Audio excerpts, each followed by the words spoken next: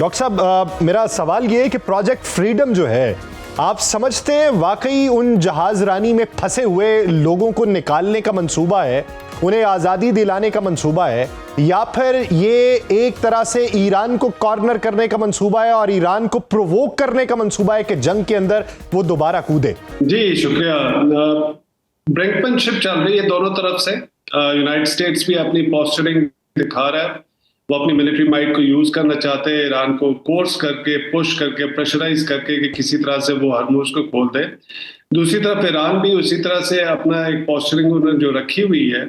और उन्होंने जो थ्रेट रखी हुई है, जिसकी वजह से यूनाइटेड स्टेट्स को काफी मुश्किल हो रहा है। तो प्रोजेक्ट फ्रीडम एक नाम तो है, लेकिन फ्रीडम किस चीज से? ये तो हरमुज खुली हुई थी, उन्होंने खुद बंद किया, ब्लॉकेट खुद लगाया, तो किसको किससे फ्रीडम मिल रही है ये कुछ समझ की बात नहीं है। लेकिन एक उन्होंने नोमेनक्लेचर इस ऑपरेशन का रखा है, जिसका कोई फ्यूचर लग नहीं रहा कि वो सक्सेसफुल हो सकता है इस सिचुएशन के अंदर। तो सर, फुजीरा के ऊपर जो हमला किया गया ईरान की जानिब से, या आबनाए हरमुज में एक ऑयल टैंकर के ऊपर हमला किया गया, जिसको साउथ कोरिया का ऑयल टैंकर अमेरिका ने क्लेम किया, और फिर अमेरिकन जो सेंट्रल कमांड है वो ये कहती है कि 6 जो कश्तियां हैं ईरान की, हमने उनको तबाह कर दिया, जबकि ईरान का दावा कुछ और है कि वो कश्तियां हमारी तो थी ही नहीं। तो आप इसे एक नई जंग की इब्तिदा समझते हैं, या ये समझते हैं कि प्रेशर टैक्टिक में या पॉस्चरिंग के अंदर ये एक दूसरे के ऊपर हमले जो है ये किसी जंग की इब्तिदा तो नहीं हो सकते, लेकिन मुज़ाकरात के ऊपर एक दबाव जरूर हो सकते हैं? जंग तो कोई नई तो नहीं है, जंग तो चल रही है। एक पॉज आया हुआ है टेम्पररी, जिसका भी कुछ फ्यूचर आप देख नहीं, पता नहीं, क्लैरिटी नहीं है उसके अंदर कि कब तक ये पॉज या सीज फायर कायम रहता है, क्योंकि दोनों तरफ से प्रेशर्स तो यूज किए जा रहे हैं अपने अपने जो उनकी टूल्स हैं। अब ईरान के लिए एक जो स्ट्रेट ऑफ हरमुज है, एक उनके लिए स्ट्रेटेजिक टूल मिल गया उनको, जिससे वो अपने पॉलिटिकल ऑब्जेक्टिव जो है वो अचीव करना चाहते हैं टू एन एक्सटेंट, कि वो नेगोशिएशन में एक स्ट्रॉन्गर पोजीशन पे जाके यूनाइटेड स्टेट्स के साथ वो कर रहे हैं। तो क्लेम्स, काउंटर क्लेम्स दोनों तरफ से चल रहे हैं। हाँ, हमने सुना है, हो सकता है उनकी छोटी बोट्स जो है, चूंकि वो ऑपरेशन तो उसमें कर रहे हैं हरमुज के अंदर, जिस तरह से वो थ्रेटन कर रहे हैं शिप्स को जो उनकी परमिशन के बगैर जा रहे हैं, तो पॉसिबिलिटी है वो बोट्स को उन्होंने स्ट्राइक किया हो। लेकिन ईरान की खाली बोट्स नहीं, उनके पास माइंस और चीजें भी है, जिसकी वजह से ये जो शिपिंग जो लेन है वो जो है काफी खतरे में है। तो ये इस वक्त तो नेगोशिएशंस को किस तरह से फेवरेबल आउटकम उससे लिया जाए, दोनों साइड प्रेशराइज कर रहे हैं। यूनाइटेड स्टेट्स अपने जो उनके पास अवेलेबल हथियार है या टूल्स है या स्ट्रैटेजी वो अपना यूज कर रहे हैं। तो दोनों तरफ से ये चीज चल रही है, लेकिन ये कुछ अभी कहना कि जी आगे नई जंग होगी, ये तो ऑलरेडी जो जंग चल रही है उसी की कंटिन्यूएशन है। हाँ, ये हो सकता है कि हॉस्टिलिटीज दोबारा से ब्रेकआउट हो जाए दोनों के दरम्यान में, क्योंकि अगर स्टेलमेट ज्यादा रहा और दोनों साइड ने अगर पुश किया एक दूसरे को, तो कुछ भी ऐसी चीज हो सकती है जिसकी वजह से दोबारा ट्रिगर हो जाए और हॉस्टिलिटी स्टार्ट हो जाए। लेकिन चांसेस फिलहाल कम लग रहे हैं, क्योंकि दोनों ने पिछली जितना भी उनका लॉसेस हुए, दोनों साइड पे लॉसेस काफी हुए, तो वो भी एक चीज उन्होंने देख ली है कि फुल मिलिट्री माइट यूज करके भी वो पॉलिटिकल ऑब्जेक्टिव्स अचीव नहीं कर सकते। यानी फुल मिलिट्री माइट यूज करके पॉलिटिकल ऑब्जेक्ट तो हासिल नहीं किए जा सकते। लेकिन इस वक्त अगर देखा जाए, ईरान की तरफ से एक नया नक्शा जारी हुआ जिसमें इंटरनेशनल वाटर्स को भी इंक्लूड किया गया ईरानी हुदूद में, और यूएई तक जो है वो उनका जो सरहदी इलाका है, जो बहरी सरहदी इलाका है, उसको भी इंक्लूड कर लिया गया है। तो इसे एक नया नक्शा समझें, एक नई पॉस्चरिंग समझें, एक नई इख्तरा समझें, या फिर ये समझें कि जब मुज़ाकरात की मेज़ पे बैठेंगे तो ये हालात कुली तौर पे तब्दील हो जाएंगे, तब तक के लिए कुछ भी जो है वो देखने को मिल सकता है? देखिए,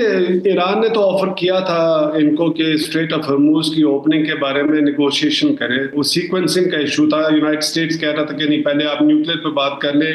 बाकी चीजों पे बात कर ले, लेकिन ईरान जो है वो सीक्वेंस ऑफ फर्क रख रहा है। तो अभी जो नक्शा है ये एसेंशियली तो एक मैनेजमेंट प्लान उन्होंने कहा है कि जी फ्यूचर में हम स्ट्रेट ऑफ हरमुज को इस तरह से मैनेज करना चाहते हैं। लेकिन चूंकि इसमें international law of the sea convention की बात आ जाती है और उसमें काफी सारे कंट्रीज अफेक्ट होते हैं, और ये पॉसिबल नहीं होगा कि हर कंट्री या हर शिप जो है 1 मिलियन या 2 मिलियन डॉलर्स दे के वहां से पास करे।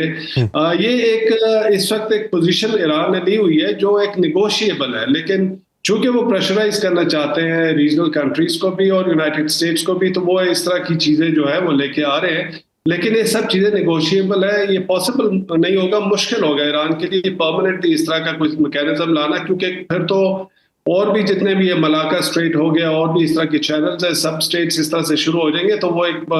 इंटरनेशनल ट्रेड के लिए काफी मुश्किल हो जाएगा इस तरह के रूल्स को इम्पोज करना। तो सर मेरा मेरा एक सवाल ये है कि अभी अगर ईरान को देखा जाए, नेवल उसकी ब्लॉकेट हुई, उसके शैडो फ्लीट्स तो बीच में से निकले, जिसका ऐलान ईरान ने किया। अब उसमें हकीकत कितनी है ये तो कोई नहीं बता सकता कि शैडो फ्लीट किसका झंडा लगा के गुजरा, किसके ऊपर अमेरिका ने शक किया या किसको जाने का रास्ता दिया। लेकिन नेवल ब्लॉकेट से ईरान को नुकसान कितना हो रहा है? और दूसरा, अगर देखा जाए 7,000 से ज्यादा किलोमीटर की उसकी सरहद है जो मुख्तलिफ ममालिक से लगती है, पाकिस्तान से लगती है, तुर्किया से लगती है, इराक से लगती है, अजरबैजान से लगती है। तो अगर उनको ट्रांजिट रूट इधर से मिलते हैं तो किस हद तक वो जो एक वहां पे उनको डाउनफॉल देखने को आ रहा है, वो उस पर ओवरकम किस तरीके से किया जा सकता है? देखिए, लॉसेस तो होंगे, क्योंकि ऑयल जो एक्सपोर्ट मेजर ईरान की है और उसके अंदर चाइना और बाकी कंट्रीज जो है, रशिया भी हो गया, इंडिया किसी एक्सटेंट तक यहाँ से वो ऑयल लेता था ईरान से, और चाइना के तो अभी भी ऑयल शिप्स वहां से गए हैं। तो जब ये ब्लॉकेट होगा तो ये वो एक्सपोर्ट कम होगी, तो ईरान के लिए लॉसेस तो है। लेकिन ईरान 47 ईयर्स के अंदर जो सैंक्शंस में रहा है जिस तरह की, तो उनको काफी नुकसान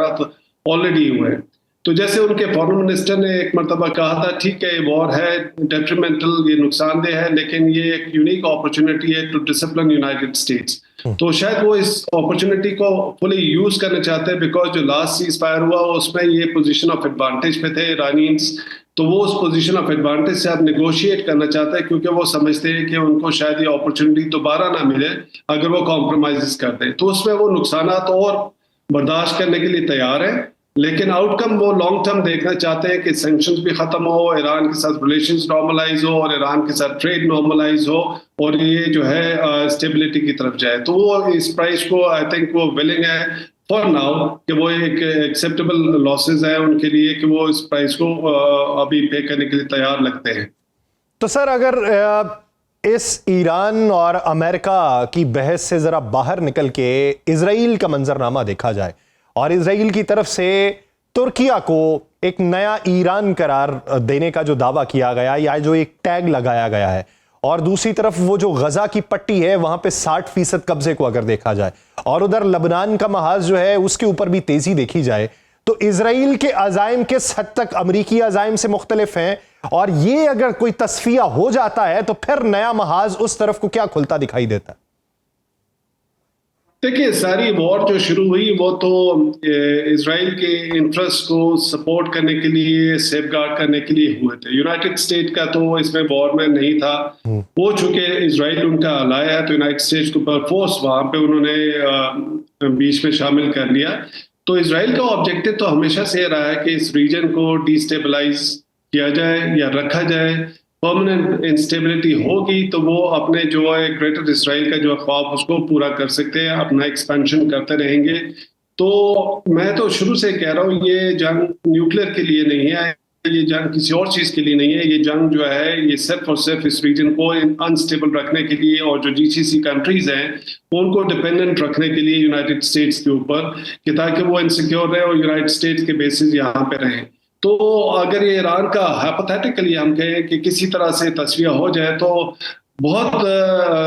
पॉसिबिलिटी है कि वो इजराइल को नया फ्रंट खोलेगा, ताकि इस रीजन के अंदर वो एक इंस्टेबिलिटी कंट्री परमानेंट तरीके से रहे, और ये अपने जो उनका एक्सपेंशन है वो करते रहे, टेरिटरीज कैप्चर करके। तो सर आप क्या समझते हैं कि बेंजामिन नेतन्याहू का पॉलिटिकल फ्यूचर जो है वो किस हद तक मुश्किल में पड़ सकता है, कि जब वहां पे नफ्ताली बेनेट और यार लैपिड जैसे जो लोग हैं जो माजी में इत्तेहाद करके बरसरे इक़्तिदार आए लेकिन ज्यादा देर चल नहीं सके, वो अपनी पार्टीज को जम करने की बात कर रहे हैं, और फिर वो ये भी कहते हैं कि अगर हमारा इत्तेहाद कामयाब रहा तो सबसे पहले जो अक्टूबर का महाज था उसके ऊपर बेंजामिन नेतन्याहू के खिलाफ जो है वो केसेस खोले जाएंगे। तो क्या ये एक और प्रेशर हो सकता है नेतन्याहू के ऊपर, या आप समझते हैं कि वो महाज खोली रखेगा और ये नौबत ही नहीं आएगी? प्रेशर तो बहुत है नेतन्याहू के ऊपर। जैसे अक्टूबर 7 का बहुत सारे लोग ये स्पेक्युलेट कर रहे हैं ये सारा इंजीनियर था ताकि एक इंसिडेंट क्रिएट किया जाए 9/11 की तरह का, उसको शो किया जाए और इजराइल उसको जस्टिफाई करे। तो उसमें डोमेस्टिक पॉलिटिक्स का आंसर तो था, क्योंकि जो इसकी डोमेस्टिक पॉपुलैरिटी है नेतन्याहू की वो काफी डाउन थी और ये चीजें थी क्योंकि करप्शन के काफी सारे इनके ऊपर इल्जामात पहले भी है और इंक्वायरीज हो भी रही थी। तो जब से जंग शुरू हुई है तो ये एक तरह से उनको एक सेफ्टी वॉल मिला हुआ है। तो इनकी अपनी बकाश है, तो इसी में समझते हैं कि ये अगर जंग तूल पकड़ेगी और ये इस तरह से रहेगा अनस्टेबिलिटी, तो हो सकता है कि वो डोमेस्टिक जो उनके ऊपर फोकस है वो उनकी अपनी करप्शन के स्कैंडल्स जो है या कोर्ट के अंदर जो प्रोसीडिंग्स चलनी है वो उससे फिलहाल के तौर पे उसको डिले कर सके। लेकिन इवेंचुअली यस वो चीजें होंगी, क्योंकि उनके ऊपर खाली ये अक्टूबर 7 वाला नहीं है, उनके ऊपर पहले भी काफी से इल्जामात है। जब से वो है पावर के अंदर उनके ऊपर काफी सारे स्कैंडल थे और उस पर सीरियस उस पर इंक्वायरीज वगैरह चल रही थी।